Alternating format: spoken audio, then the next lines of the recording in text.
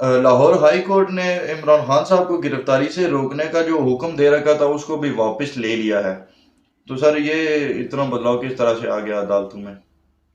जी, मुझे पता नहीं है कि लाहौर हाई कोर्ट के जो जज हैं वो इस वक्त कौन है, लेकिन आप बेहतर जानते हैं कि बाज़ औक़ात जजेस भी प्रेशर में आ जाते हैं और जजेस के बेशुमार मामलात भी होते हैं, उनकी कुछ ऐसी फ़ाइलें भी होती हैं जो डंडे वाली सरकार के पास होती हैं और उनके पास अल्लाह के हुक्म से पाकिस्तान के अंदर इतनी पावर है कि वो जब चाहें जिसे चाहें जिस ऊँट को चाहें उसे उस करवट बिठा सकते हैं।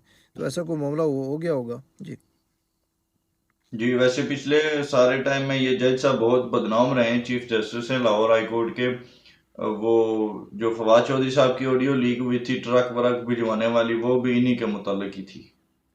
जी, जी, तो शायद आप सही कह रहे हैं कि इनका सॉफ्टवेयर वही अपडेट बात हो गया है। जी, मैं वही बात कर रहा था कि डंडे वाली सरकार जो है उसके पास बहुत सारे तरीक़ाकार होते हैं। वो जानते हैं कि किसको ट्रक भेज के अपनी बात से हटाना है और किसको जो है वो डंडा दिखा के बिठाना है। जी। जी सर, वो सॉफ्टवेयर इंजीनियर अच्छे हैं। जी, जी, आप उन्हें सॉफ्टवेयर इंजीनियर कह लें या डंडे वाली सरकार, मेरे ख़्याल में ज़्यादा बेहतर रहेगा। जी। फैसल वावड़ा साहब जो कि आजकल बहुत मीडिया पे छाए हुए हैं, उनकी पेशन गोइयाँ काफ़ी सच भी साबित होती हैं। उन्होंने कहा है कि जो पीटीआई की ड्राइविंग सीट लेना चाहते हैं वो भी कुछ दिनों में नजर आएंगे। सर वो शाह महमूद कुरैशी साहब की बात कर रहे हैं, परवेज इलाही की बात कर रहे हैं, या इनके अलावा भी कोई नाम हैं कि जो पीटीआई की ड्राइविंग सीट पे बैठना चाह रहे हैं? जी, सबसे पहले तो पीटीआई की ड्राइविंग सीट पे अगर कोई बैठना चाहता था, तो वो तो ये साहब खुद थे, ठीक है?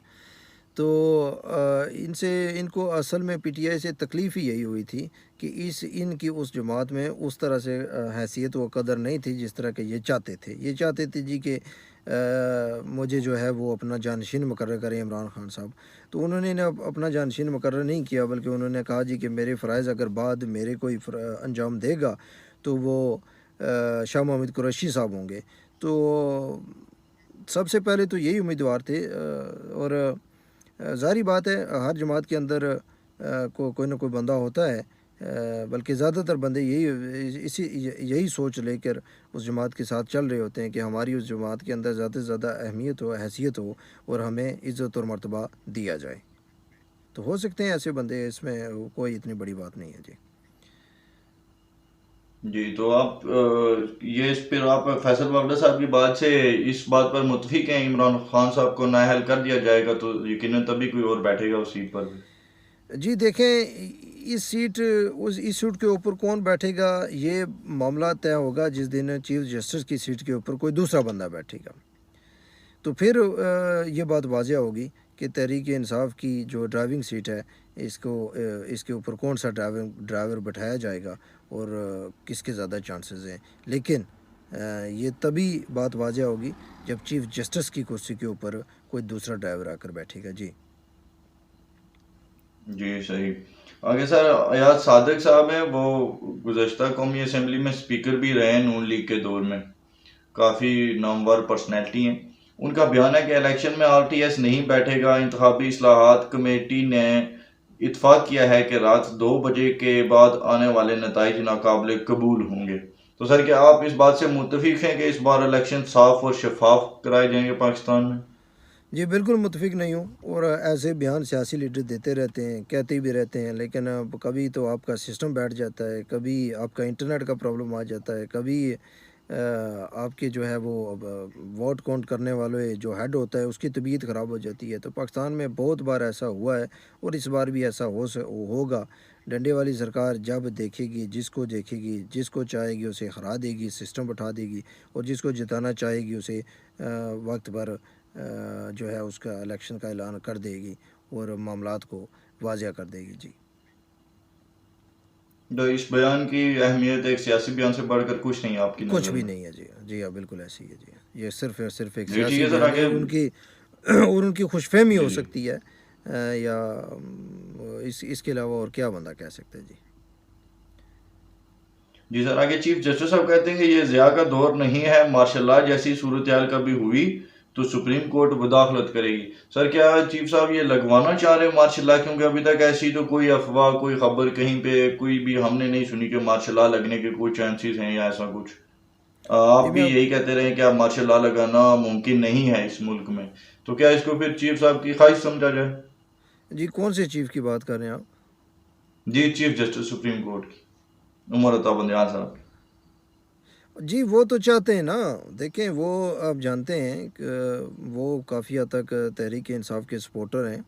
तो वो तो चाहते हैं कि क्योंकि उन्हें पता है, बल्कि इमरान खान साहब को भी पता है कि इस बार जो है वो इलेक्शन सर पे खड़ा है। एस्टेब्लिशमेंट के साथ या डंडे वाली सरकार के साथ उनके ताल्लुकात बिल्कुल ख़राब हैं। बल्कि उनकी तो फ़ेस टू फ़ेस मुलाकात तो दूर की बात, उनकी तो कभी टेलीफ़ोन के ऊपर भी हाफ़िज़ साहब की कोई बात नहीं हो रही और ना ही वो ना सुनना चाहते हैं। तो इलेक्शन तो पीटीआई जीत ही नहीं सकती। तो अगर मार्शल लॉ लग जाए तो पीटीआई और चीफ़ जस्टिस साहब के लिए इससे बेहतर और क्या बात हो सकती है?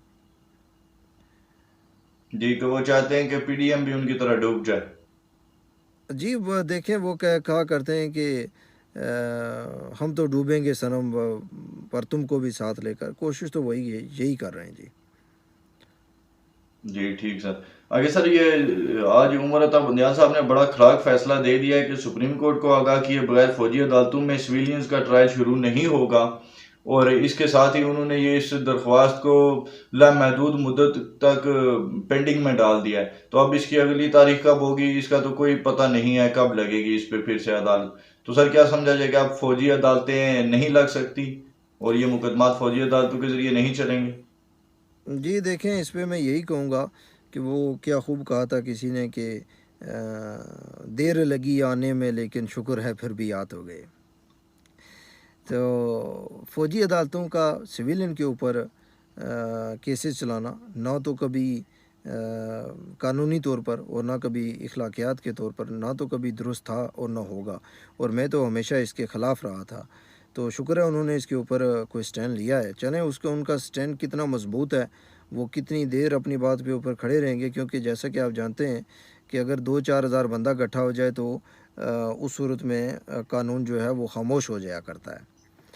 तो देखते हैं उनके स्टैंड में कितना दम है, वो अपनी बात पे कितना खड़े रहते हैं। लेकिन अगर ऐसा हो तो बहुत अच्छी बात है। सिविलियन का फ़ौजी अदालतों में किसी किस्म का कोई ट्रायल नहीं होना चाहिए। फ़ौजी अदालतों का मकसद ये था कि जिस तरह अगर सिविलियंस का कोई प्रॉब्लम होता है तो उसे आम जो कानून का अदालत है उसमें पेश किया जाएगा। इसी तरह अगर फ़ौज के अंदर अगर कोई 2 फ़ौजी आपस में लड़ते झगड़ते हैं, कोई मसला पैदा हो जाता है, कोई गद्दारी करता है या कुछ करता है, तो उनका ये है जी कि वो सिविलियन नहीं थे, वो मिलिट्री था, तो उनके ट्रायल जो है वो मिलिट्रीज़ कोर्ट में होते थे। लेकिन ये सिविलियन का मिलिट्री कोर्ट में तो कोई ना तो ट्रायल बनता है और ना ही होना चाहिए। जी सर, इस पे एक बात तो यह है कि इमरान खान साहब के दौर में भी सिविलियंस के मिलिट्री कोर्ट्स में ट्रायल होते रहे, पहली बात है। दूसरी बात यह है कि इन्होंने जो 9 मई को कोर कमांडर हाउस पे हमला किया और जीएचक्यू पे हमला किया, तो अब क्या फौज इस पे खामोश रहेगी, उन पे कोई भी चढ़ाई कर देगा और वो इस पे मुकदमात भी न चलाएं? नहीं, मुकदमात चलाएँ जी, अगर कोई जीएचक्यू पे करता है, लेकिन अदालतें इसीलिए हैं ना। देखिए, फ़ौजी अदालतों का मतलब मैं आपको समझा चुका हूँ कि फ़ौजी अदालतें सिर्फ़ military court basically military person को ही का ही ट्रायल कर सकती हैं, सिविलियन का नहीं। तो सिविलियन अगर तो कुछ इमरान खान करते साहब हैं के तो दौर में उनके सर। लिए कोर्ट्स हैं जो जमहूरी कोर्ट्स हैं, जो कानून के तहत बनाए गए हैं, उनमें ट्रायल करें ना। जी, तो इमरान खान साहब के दौर में जो सिविलियंस के मिलिट्री कोर्ट्स में ट्रायल हुए उनकी भी आप मजम्मत करते हैं सर? जी, ये पहली बात तो अली भाई ये है कि मुझे नहीं पता, कोई 2-4 अगर आप मसाले दे दें तो मैं उनके ऊपर गौर कर सकता हूँ, लेकिन अगर ऐसा हुआ है तो गलत हुआ है। जी।